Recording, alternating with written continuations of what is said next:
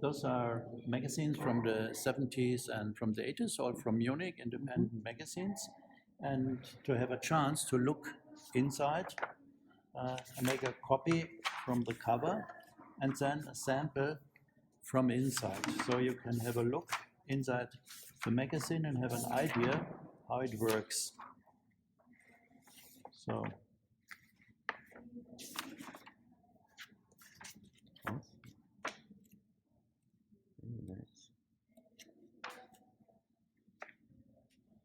That's music, and this was a cassette, is the original normally. That's a feminist, it's female. It's a play with words. And on the other side is the same thing, but with queer zines? Yeah, those are queer zines. And it is from a collection. It's not my collection. It's a collection from an archive in Munich. But this is part of my collection. Okay.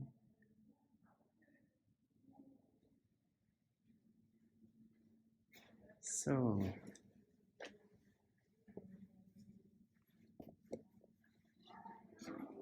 Can you introduce yourself and tell us? Yes, the name, I'm Hubert Kretschmer. Yes, and I'm artist, I'm teacher, I'm publisher, and I have a collection of artist publications since 40 years in Munich, and it's an international collection with artist books, artist magazines, zines, fanzines, stickers, posters, all printed materials, also some videos and cassettes, music cassettes, diapositives, and some multiples. And so is there a specific focus?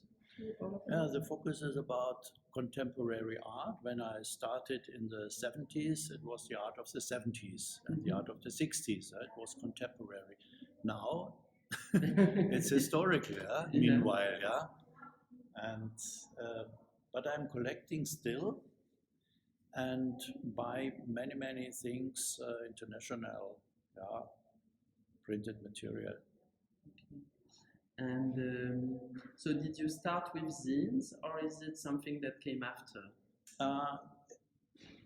Both. I started with printed material. So I found different stuff. I found books, I found magazines, papers, zines, everything. Okay. And I started with an exhibition in '79 in a gallery run by artists in Munich. The Produzentengallery, gallery from producers, we said. And do you remember the first zine you encountered? No. And it must have been something that also looked like things that you already had? Or? No, I started with the exhibition and I make a call in the magazines, art magazines, and I got so much material on one time, so I cannot say what was the first. No, what was no.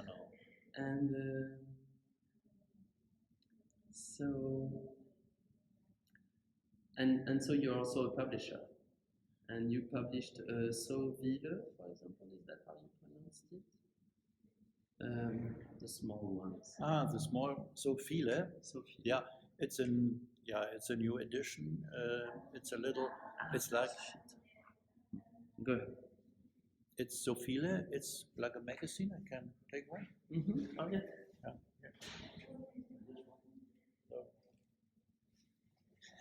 And so viele, so much, so many. And the idea is pluralistic, so we don't say the artist what he should do. We only collect the ideas, and the artists pay for the production, and we distribute it to galleries, to museum shops. We give it for free. And every magazine has an ISBN number for the bookshop, and if a bookshop wants it, they have to pay €3. but most of them are free. If you find it anywhere, it's for free. Okay. Yeah. Yes, I was hesitating to put it on ARTZINES because of this. It's printed offset. It has an ISBN. Yeah. It's a rather large print run. I think it's several hundreds. And do you consider this a zine, an artist book, or do you question yourself about that? I'm not really interested in definitions. I only like to do something. Yeah, I do this and I do not know what it is. Is this a book? Is this a magazine? Is this a scene? I'm not interested in. Yeah, you're living for others to. I make it. I love it. People love it. We distribute it all over the world, and that's what I like. What kind of content can we find in Sophia? It's artwork. Yeah. Sometimes you have poetry, sometimes you have theory, like manifests about painting. Sometimes it's a form of a catalog of an exhibition or video exhibition or artist book exhibition. But it is not literature. And then is it your work sometimes? Yes, I made maybe, I can't remember, 4 or 5 issues. Yeah. But many issues we make together. We are a group, so viele sondern, it means so viele special. This is a group of 4 people. We are the founder of the Produzentengalerie in Munich in '76, and we met together 30 years later, and we are working together. We 4 are all painters, but we only work with words. So our work is only with words. And no paintings, because it doesn't work to paint together. But we can choose the words. Yeah, we do this and this. Yeah. And why this format? It must be cheap. Yeah, I knew you would say that. Yeah. So 1,000 copies of this is about 150 euro. So it's nothing. That's really cheap. Yeah. Every artist can pay this, and it's like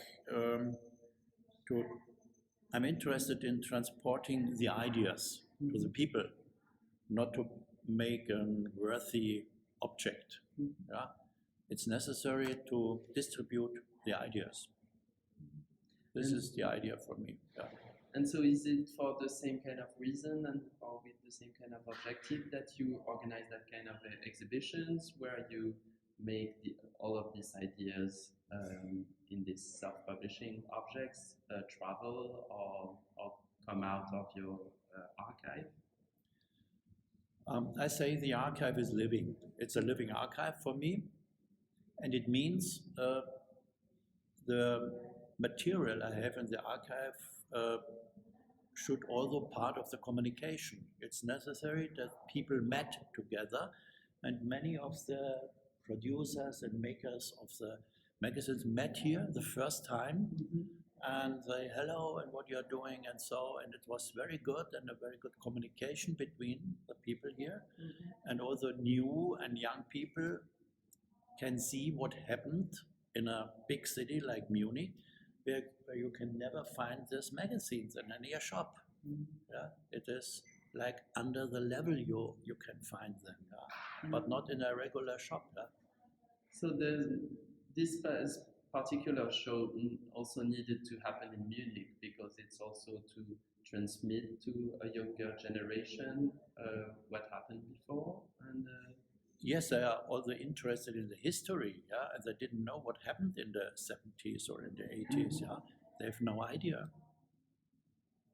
And many of the old people, they threw the magazines away, and it's very difficult to find them. Sometimes you can find a magazine like this, every left-winged student read it, but everybody threw it away after a week. So yeah, and even if they kept them, they kept them during 1 moving and 2 moving, and then the 3rd when they needed some space. And so, how did you manage to keep all of that documentation for so many years? And why was it important to you also? No, it's important to save the ideas, to save the history of these ideas of artists, because the big museums and big libraries don't have this material. You cannot find it in the SETI perhaps. You can find perhaps 2 or 3, maybe. And so I think it's a part of the culture. It's an heritage, yeah, and it is necessary to save it. So, and it is not for me only. So I make a database, and every magazine you can find in the database. And so, is it also because the subculture or the minorities that produce them are or were also underrepresented that you think that it's important to show this material?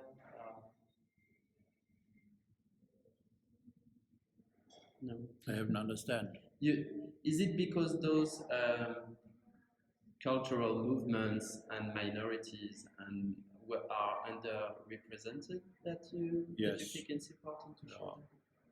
It's underrepresented, right? Yeah.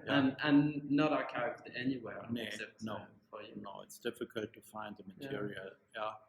You have social archives, you have a homosexual archive, and they only collect this one. Yeah, but the other things you cannot find.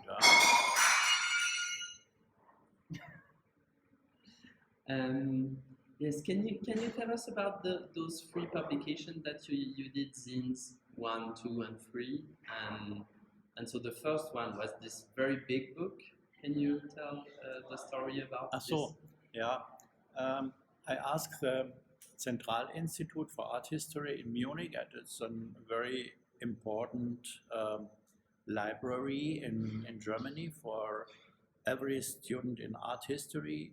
He has to go there and to make research, and they have never heard about this material like I have in my archive. So I go to Mr. Hoyer, the director of the library, and said, hello, and I have a collection of material you have never seen, and maybe you're interested in, yeah? And he said, oh, wonderful. And so in this way we made 3 exhibitions with artist magazines. Yeah. And the first one were from 17 to 75, the second one was from 75 to 80, and the last one was after the 80s to the end of the 80s. So there were 3 sections, 3 catalogs like a magazine, and yeah, the resonance from outside I think was great, but inside the institute was nothing. They said he's crazy, yeah, because they are interested in Renaissance and Middle Ages books, or in books of the 19th century, but not in stuff like this, yeah, from the 60s or 70s. They've never seen this. And so, what was this first one, the big one? The big one, it is the exhibition, the big one, because I copied every magazine, every issue I have shown in the vitrine, because they are very expensive now and they're very rare, and so you cannot give them the people to have a look inside. So I made a copy of every magazine total, and I make one book with 1,600 pages. So you can look in every magazine like the original. So this is my idea. It's an exhibition in one book. And I travel with this exhibition. Thank you. Is there anything you want to add? I hope I have time, money, and space enough to do it 10 years more. And 20 and 30. Or 20 maybe. Or 30 maybe. Thank you so much.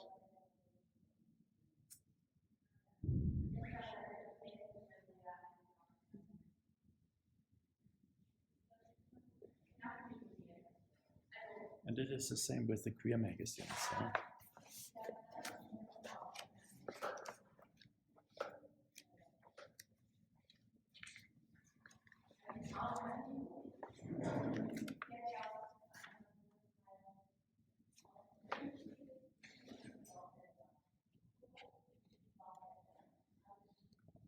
finish with the purpose.